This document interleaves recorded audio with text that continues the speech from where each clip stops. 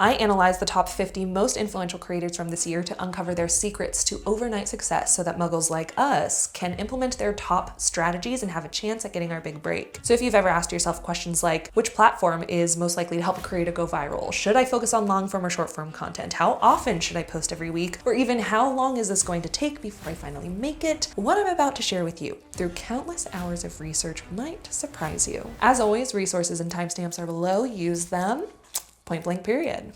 It seems like everyone wants to be a content creator right now, and it's pretty obvious why. There are 27 million paid creators in the United States alone. 44% of them are doing content creation full time. That's 11.6 million people. 32% do it part-time, and 24% do it as a hobby. And the craziest part is that 10.4 million of those creators are actually micro influencers with less than 10,000 followers. So if being a content creator is your goal, why not learn from the best of the best? Let's identify the top creators that we will be analyzing for this video. Last year, we analyzed the Forbes top 50 list, and because the list they released this year looked super similar, I decided to analyze Hollywood Reporter's Creator A-list of the 50 most influential influencers. Two things to note about this list. One, just because I'm analyzing this list does not mean I necessarily agree with it. Hollywood Reporter themselves basically admit bias in the subheader of this article by saying, these are the names who will and should be dominating the business of new and old media. So basically, this is who they think should be on this list. Would my list look different? Yes, but we could save that conversation for another video. Number two, I will only be analyzing the people from this list that I identify as creators, because if you want to be a creator, we're going to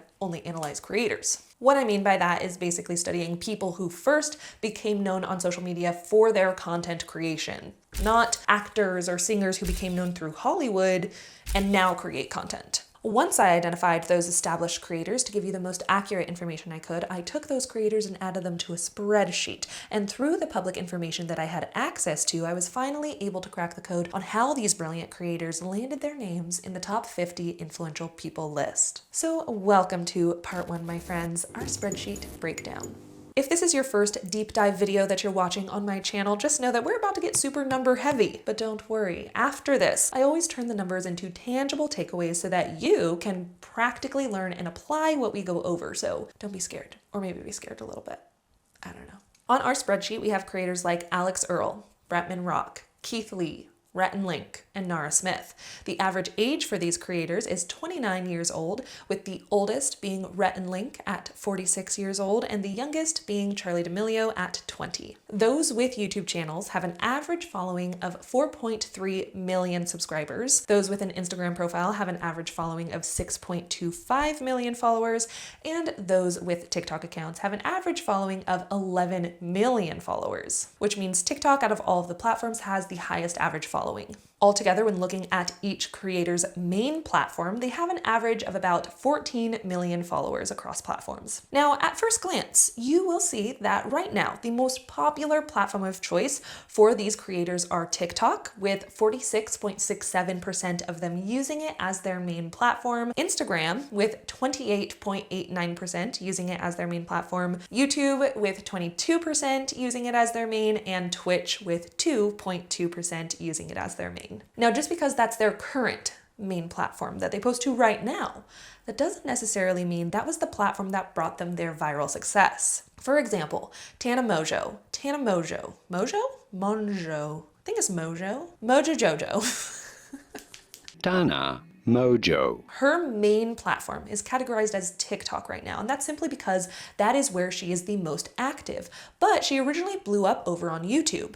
With that in mind, I wanted to know where these creators got their big breaks, and as it turns out, 48.72% of them blew up over on TikTok, 33.3% blew up on YouTube, 10.26% blew up on Instagram, 5% blew up with a blog, 2.5% blew up on Vine, and 0% blew up on Twitch. Even if Twitch is their main platform right now, none of them got their big break through Twitch. What's interesting is TikTok and YouTube alone accounts for 82% of these creators' success. I don't know about you, but I'd probably be interested in making content over there. Now, wrapping up our spreadsheet breakdown when it comes to annual revenue, we couldn't find a lot of public information on everyone.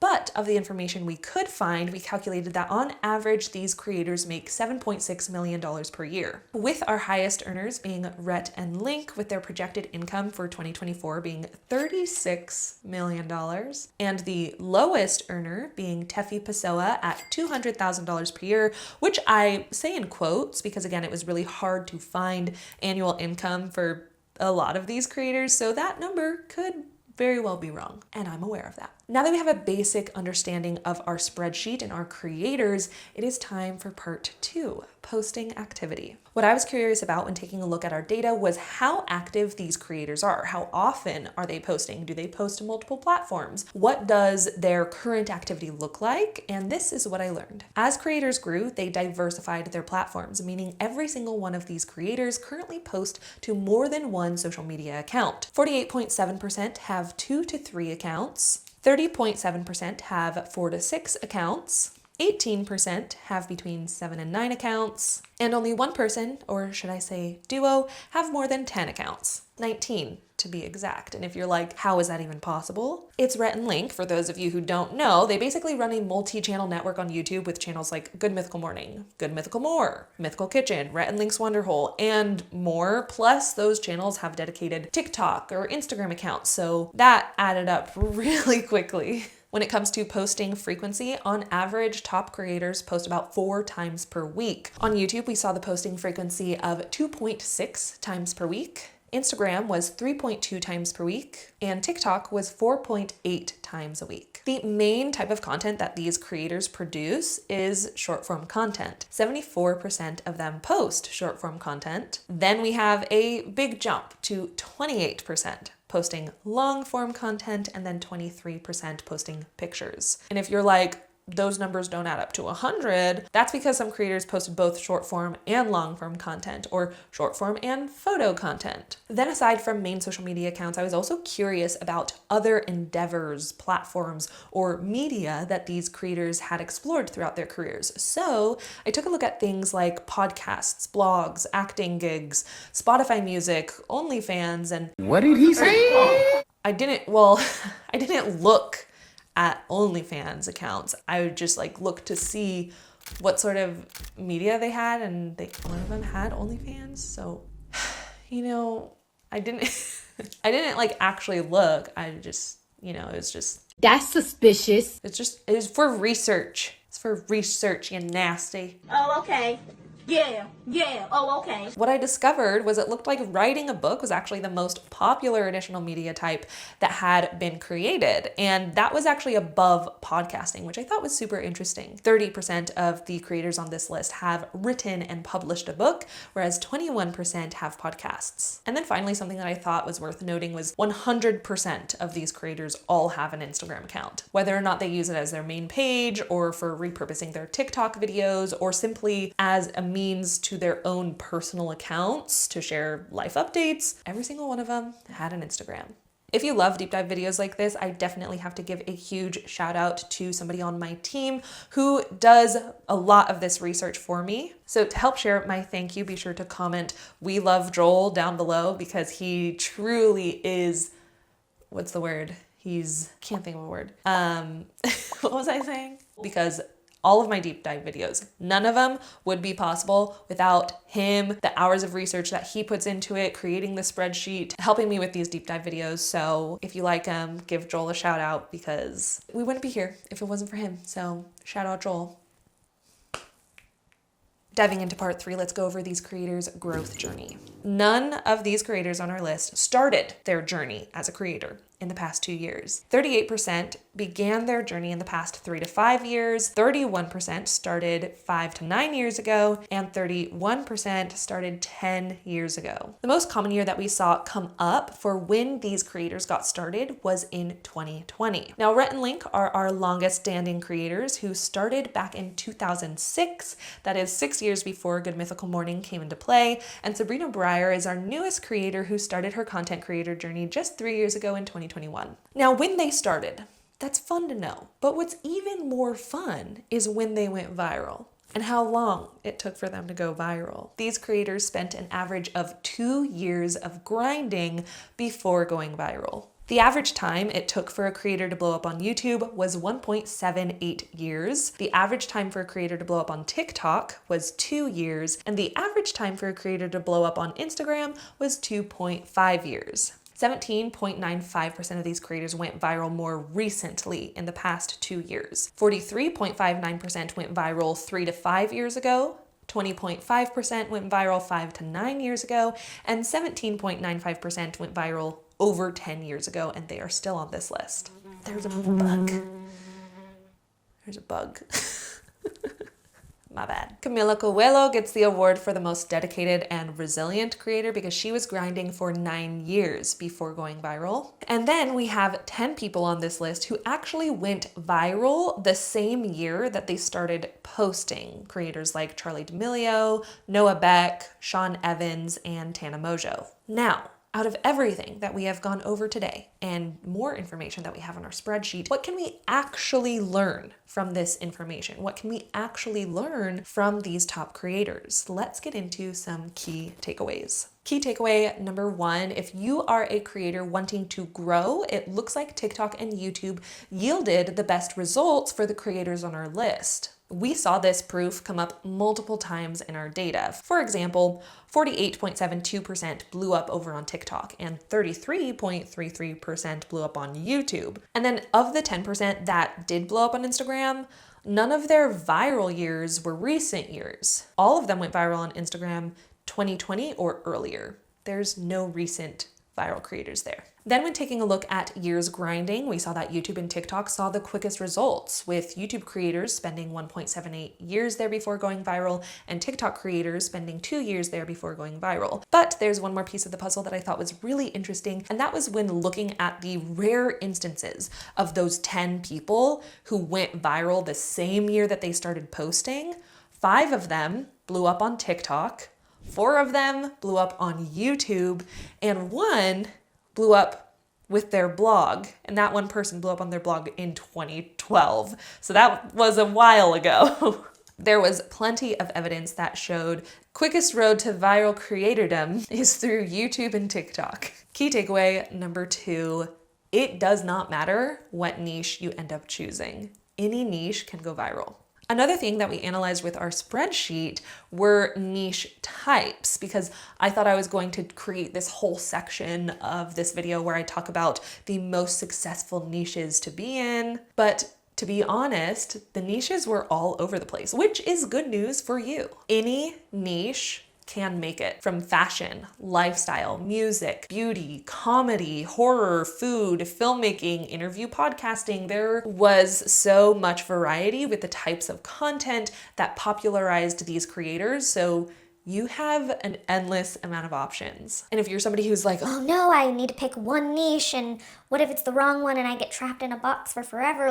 no, something else that we saw was that a lot of these creators' niches evolved over time. While there are creators like Amy Song, who started in 2008 with a fashion blog and is still creating fashion content, not every creator had that story. Keith Lee, for example, didn't start doing food reviews. He did skits, talking to the camera about psychology facts, lip syncing to TikTok audios. He kept creating until his unique lane made itself apparent to him. This means that you do not have to have it all figured out before you start. You just need to start and the clarity will follow. Just show up and create, and you will find your place. Key takeaway number 3, when looking at each person's origin story, it looks like a lot of them started their journey during a low moment in their life. Some of that we see reflected when looking at the most common year that these creators started, being 2020. A lot of people had a rough time that year and either wanted to make the most of it or felt like they had no other choice and had to make the most of it. Drew Afualo graduated from U of H with a communications degree in sports and journalism, was hired at 23 as a content creator for the NFL, but was shortly laid off after for COVID. Chase Hudson, or Huddy, was a student in high school when he began getting bullied, which unfortunately led him to becoming depressed and transferring to online schooling. And he actually started creating content as an outlet at just 13 years old. So if you're somebody who is watching this and you're going through a hard time, content creation has helped a lot of creators through the ups and the downs of life. Creating can be a really freeing and fulfilling process. And not only do I hope that hearing other creators' stories about their low moments inspires you to keep going, but I also hope that you're doing whatever you need to do to take care of yourself and surrounding yourself with the support that you need. If you are somebody who is going through that hard time, I will leave some resources for you below. Just know that there is an online community ready and waiting for you for when you blow up. Key takeaway number 4, you have to keep showing up. These creators have been active for 3 or more years. Here's the thing. Being a content creator isn't for everyone. Ask yourself, truly, can you see content creation being a part of your day-to-day life for the next decade or even 5 years? Does that thought excite you if you were able to do this as a full-time job for that length of time? If so, if that does excite you, then you're in the right place, because overnight successes are super rare. Typically on the outside, you see creators like Miss Tatiana, who went viral this year, but what you didn't see are the past 6 years that they spent grinding before going viral. Now, while we did have a handful of creators who went viral the same exact year they started posting, it wasn't because of a silly 30-day viral challenge that made them blow up. They still put in video after video after video for months. Now, I'm not saying any of this to discourage you. It's simply to help you set proper expectations. I don't want you to go into a 30-day challenge expecting to become the next big creator, and then if it doesn't work out, you give up. I don't want you to give up. That's the whole point, because you never know when you're one video away from going viral. The bottom line is that none of these creators gave up. Whether they were grinding for a handful of months, a few years, 9 years, not a single person on this list gave up. They found a way to make content creation a normal part of their life in a way that was fulfilling and brought them joy. And that's what you have to do. To see the success that you want to see, you have to find a way to make content creation a fulfilling part of your day-to-day life, not an unrealistic hamster wheel that will lead you to burnout, but instead a system of creation that gets you excited to create and post content, all in a way that brings you joy at the end of the day. Now, if you need something to binge, watch this video next because YouTube thinks you'd like it. Thank you so much for watching. I will see you in the next one. Follow your joy. Bye. Woo. Oh, my butt. Okay, I'm doing something different this time. Instead of getting rid of the mic, I'm gonna keep changing the mic throughout the video. I think that's funny. It might not be funny at all, but it could be. Who knows? Let's go with this mic next and see if anybody notices. I'm gonna put it in my thumb. It's not that funny, but it kind of is.